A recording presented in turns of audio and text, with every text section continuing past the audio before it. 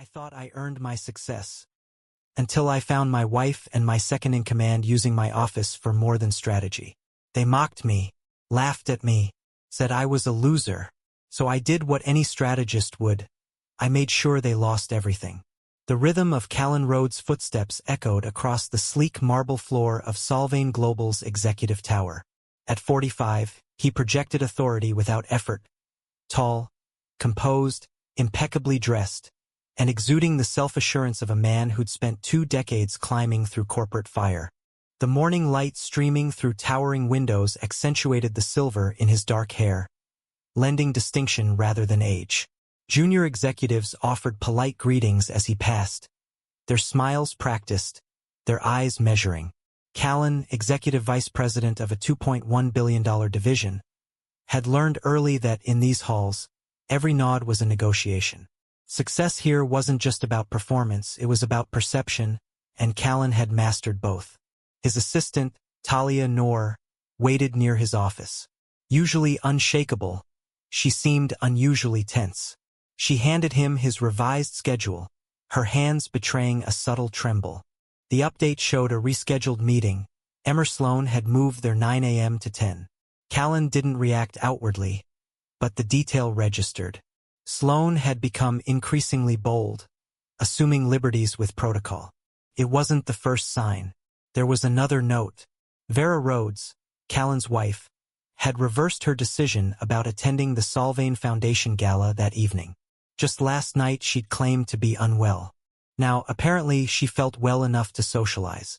The shift, while seemingly minor, echoed a growing pattern. Unexpected schedule changes, vague explanations, a surge in her presence at corporate events she once found tedious. Callan entered his office in silence, the Manhattan skyline sprawling before him. He took a seat at his desk and scanned quarterly projections, but his focus drifted. Promotions had arrived with suspicious ease. Vera's sudden enthusiasm for philanthropy and networking. Emmer's overconfidence. Talia's subtle discomfort. Later that morning, Declan Hart, the founder of Solvane Global and Callan's longtime mentor, appeared at his office door. Without preamble, he motioned for Callan to follow. They took the private elevator to the rooftop, Declan's preferred location for delicate conversations. The rooftop garden swayed in the brisk fall wind. Declan's tone was calm but loaded. There were murmurs about Emmer Sloan and possible irregularities. Declan had begun a quiet inquiry, one that unexpectedly led to observations about Vera as well. He urged Callan to trust no one, not even those closest. Until the investigation concluded, discretion was paramount. Back in his office, Callan began watching his surroundings more closely. Emmer passed his door with too much confidence, wearing the grin of someone who believed themselves untouchable. In the executive lounge, Callan noticed traces of a perfume Vera didn't wear, lingering in a space where she had no business being during business hours. The departmental review meeting provided yet another glimpse beneath the surface. Vera, seated among the corporate outreach committee, appeared engaged and radiant. Emmer, across the room, looked entirely too comfortable. A glance passed between them, unspoken, fleeting, but charged with familiarity. Throughout the meeting, Callan listened, observed, and filed every detail away. Even the seemingly insignificant, overlapping meeting times, rushed approvals, the casual proximity between Vera and Emmer held weight when placed together. Later that evening, Callan stayed late. The office emptied, lights dimmed, and still he remained, scrutinizing project timelines, cross-referencing signatures, examining internal correspondence.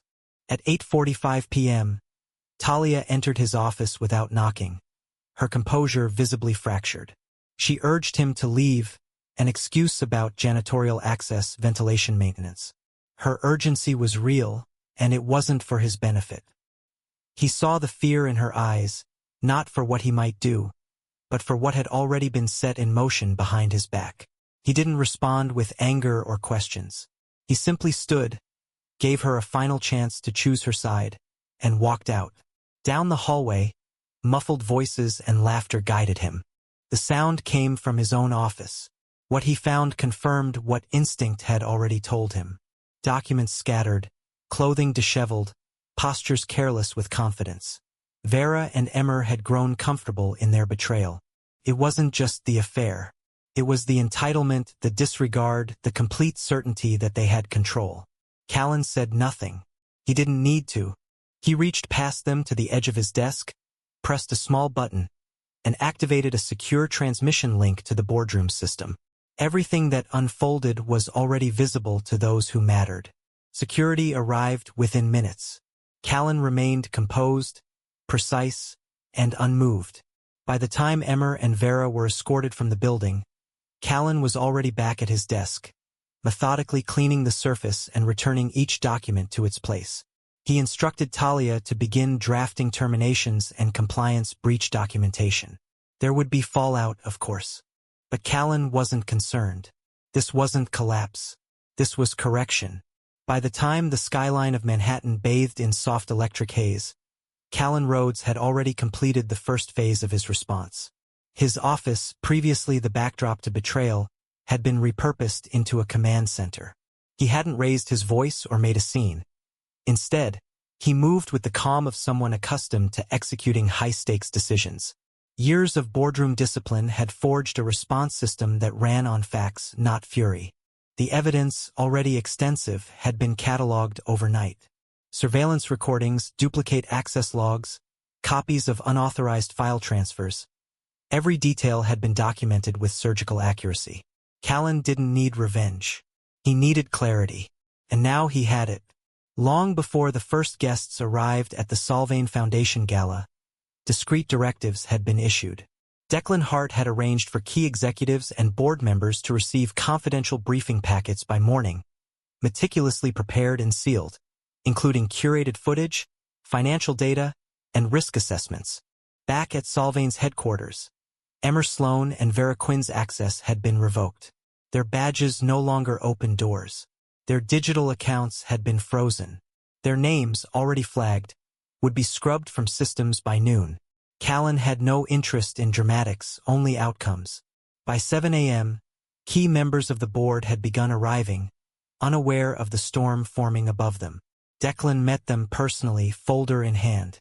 The scheduled board update had been replaced with a security briefing. Once inside the private conference suite, the lights dimmed, and the first clip began to play. It was brief, unambiguous in what it showed. Not just the physical betrayal, but the verbal confirmations. Emmer and Vera had been careless. They'd spoken openly, arrogantly. They had underestimated how deep Callan's influence went. The reactions around the room shifted from disbelief to disgust.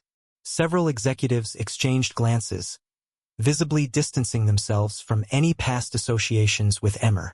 Others leaned forward, studying each page of the evidence. The financial reports revealed systemic breaches, internal manipulation of contracts, and deliberate sabotage of compliance procedures, all of which had passed through Emmer's office. Meanwhile, Callan remained in the wings, observing with the same detachment he applied to budget forecasts. He didn't need to make a speech. The data spoke more convincingly than outrage ever could. Once the final clip ended, Declan addressed the room. Emmer and Vera had been escorted from the building. Legal review had already begun. Offices were being sealed.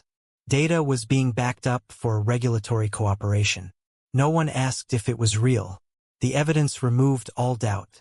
Someone inquired about Callan's role, whether his advancement had been tainted by favoritism or manipulation.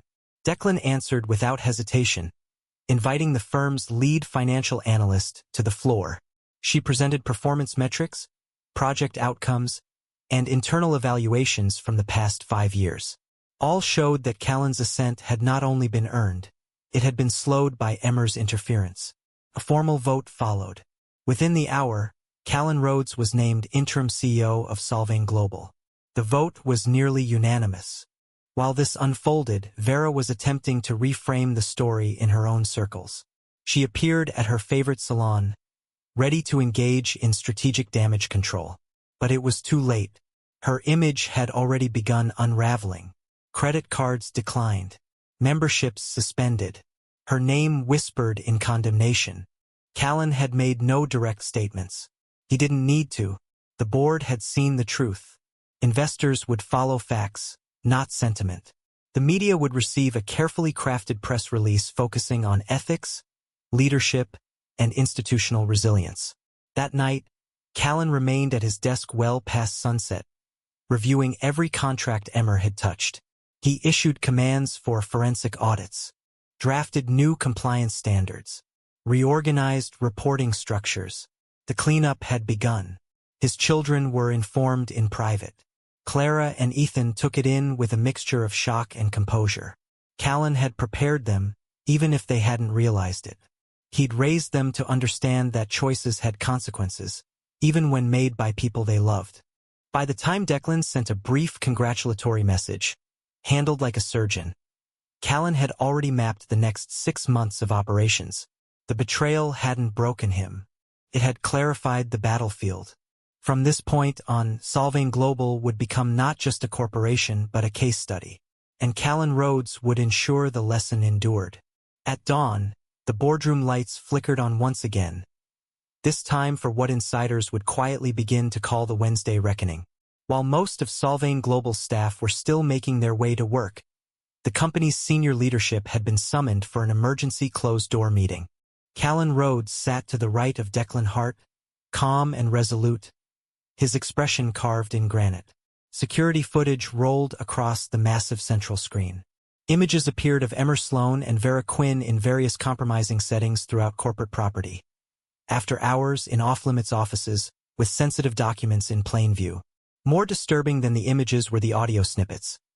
Laughter about diverted contracts, whispered conversations about timing the fall, and detailed plans to redirect trust funds and internal resources for personal gain.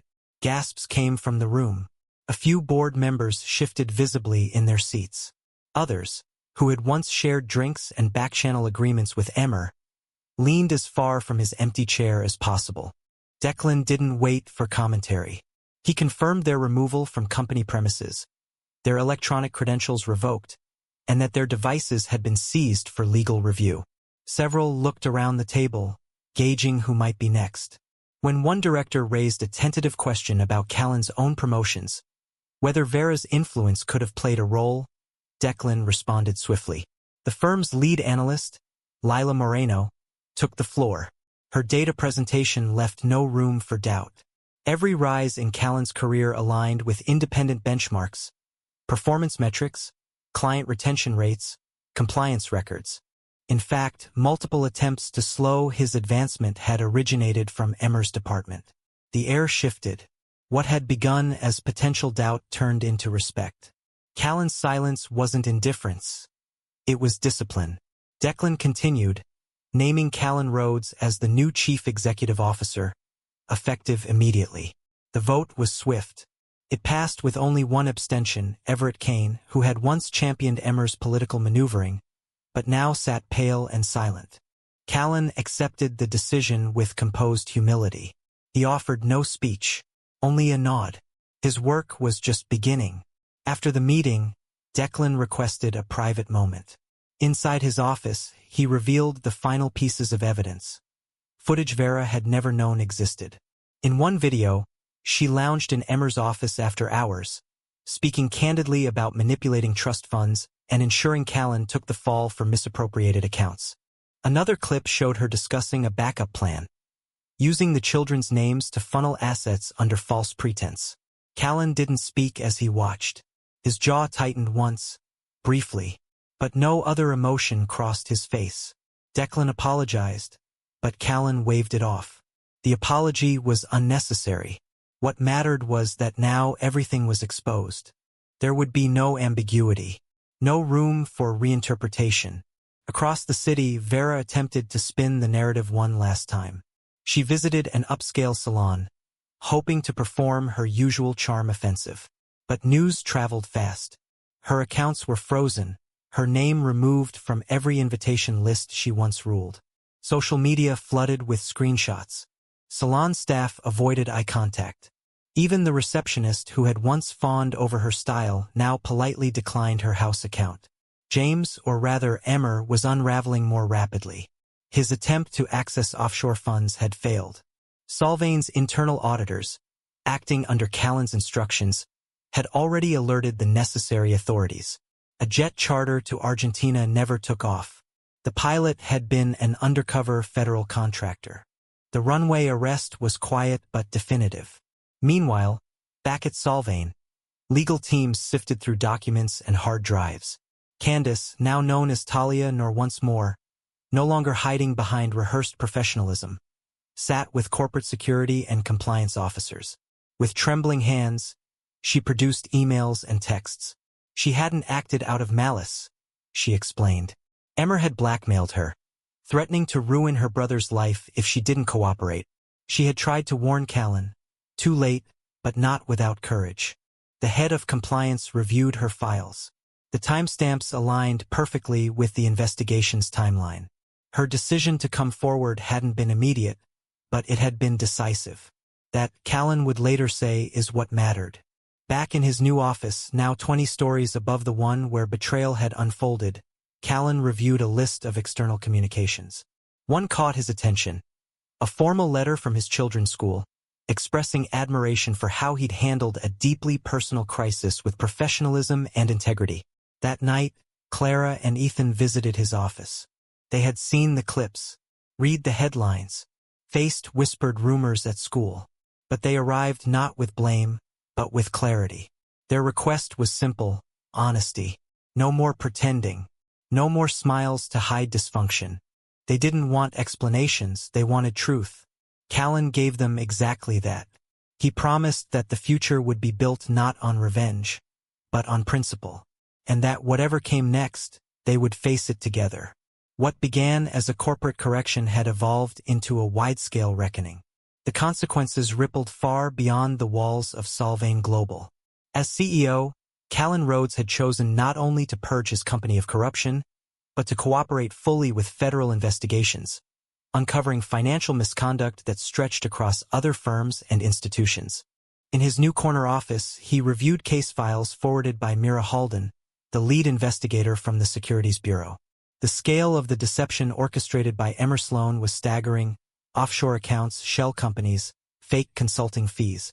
But what surprised Callan more was Vera's involvement. She hadn't simply enabled the fraud. She had documented it. Every transaction, every hidden clause, every compromise, carefully archived. Mira explained that Vera had likely intended to use the records as leverage, a misguided form of self-preservation. Instead, the files became a critical asset in building airtight cases. Simultaneously, social fallout unfolded with ruthless efficiency. Vera was removed from every board and social circle she once commanded. Her name triggered search engine alerts. Her reputation, once protected by charm and high-profile marriage, was now defined by scandal. Attempts to pivot failed quickly. When she tried to use her files to pressure other spouses within the corporate elite, the response was swift and coordinated. Ivy Kessler, once her closest social ally, led the pushback. The group issued a collective public statement disavowing Vera's tactics and openly admitting their own past complicity. They chose exposure and reform. She had chosen secrecy and power. Vera's last charity event ended in whispers and side glances. Her credit cards had been frozen for weeks. Her club memberships revoked. She left early, her signature grace replaced by a frantic urgency she could no longer conceal. Across the country, Emmer Sloan made one final attempt to flee justice. A private jet was booked under an alias, bound for a jurisdiction with no extradition treaty. He made it as far as the tarmac. Federal agents, alerted by Declan Hart's security director, boarded the aircraft moments before takeoff. Emmer was removed in silence. The pilot had been working for Solvang all along. In custody, Emmer discovered that his web of influence had collapsed. Former associates offered up their cooperation in exchange for reduced sentences. Records from his time at Norton Capital, buried for years, were now central to a reopened investigation. Meanwhile, Talia nor finalized her formal testimony. Once blackmailed into silence, she now became a critical witness. Her cooperation, combined with Callan's decision not to terminate her, had allowed her to reclaim her professional dignity. In a quieter part of the city, Clara Rhodes finalized her college essay. The working title, Integrity Under Pressure, Lessons from the Collapse of Illusion. Her brother Ethan, meanwhile, was preparing for a TEDx talk on navigating moral conflict in adolescence. Their maturity, Callan noticed, had accelerated. Not in bitterness, but in resilience. As Solvane, reforms continued. Compliance structures were overhauled. Anonymous reporting systems were upgraded. Internal audit protocols were tripled in frequency. What once was a company shaped by silent hierarchy had become a model of open governance. Investors, initially rattled, had returned, attracted by Callan's transparency and the firm's aggressive ethical reset. Declan Hart, now semi-retired, publicly praised Callan's leadership. Business journals followed suit. Despite it all, Callan refused to center the narrative around revenge. In internal memos, he reminded staff that the focus must remain on learning and prevention, not spectacle. When media outlets requested interviews, he directed them to Mira Halden's report. At home, he maintained quiet rituals. Evening dinners with his children. Long walks through the city on Sunday mornings. A return to routine. It wasn't healing, not exactly, but it was movement. Occasionally, messages from Vera appeared in the filtered inbox of his legal representative. Most were ignored. Once, her letter included a plea about the children. Callan's response, dictated through counsel, was brief and final. Parental communication would continue, through approved channels only, and only in the children's interest.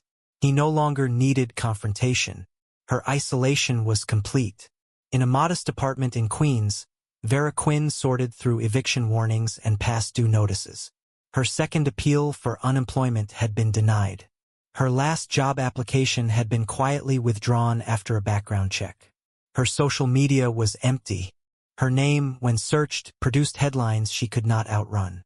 In federal holding, Emmer reviewed legal paperwork detailing forfeiture of assets and mandatory restitution. His requests to contact Callan were denied. His attempts to control the narrative through blame, through charm, no longer carried weight.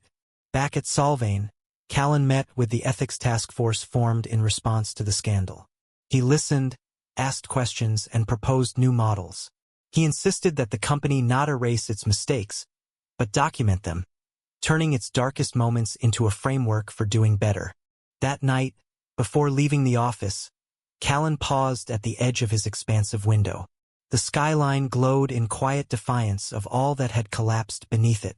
He didn't smile, but he felt something close.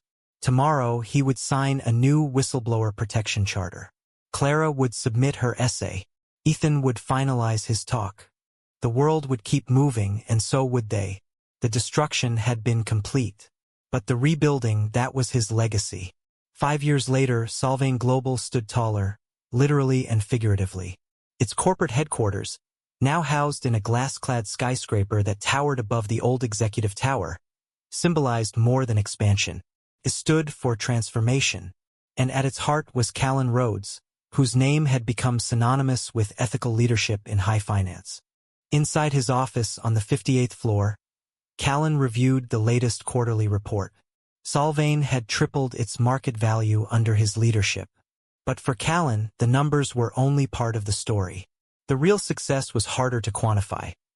A workforce that operated on trust, policies that made silence harder than speaking up, and a culture where integrity wasn't just a slogan, it was standard practice. On the wall behind him hung 2 items: a framed internal ethics charter, signed by every executive, and a still frame from the surveillance footage that had changed everything. It showed a moment, not of drama, but of clarity. A symbol of the line Solvane would never cross again. Across town, Vera Quinn passed the same building every evening on her way to a modest job at a discount department store. Her uniform bore no name tag. Her eyes, once shielded behind designer sunglasses, rarely met anyone else's. Her attempts to rebuild had failed. The scandal followed her through every hiring process, every lease negotiation, every credit application. The prenup, enforced without negotiation, had left her with little. Her third engagement had dissolved when her partner's family ran a background check. Her name, once respected in social pages, now appeared in academic lectures on ethics failure and public disgrace. James Sloan remained incarcerated in federal prison, his final appeal rejected. He spent his days cataloging documents in the prison library, occasionally sending letters that never received replies. He still insisted on his version of the truth, though no one believed him anymore. Clara Rhodes, now a senior at Princeton, was preparing to defend her thesis on ethical restoration in post-crisis corporations. Her work, already cited by business journals, had begun shaping internal policy at firms across the country. Her younger brother, Ethan, was speaking at global youth summits, having transformed his family's public collapse into a platform for resilience and moral courage. Their foundation, funded in part by redirected legal restitution, supported children impacted by corporate crime and betrayal. Their reach extended beyond lectures and essays. They offered counseling, scholarships, and mentorship. For Clara and Ethan, healing had become service.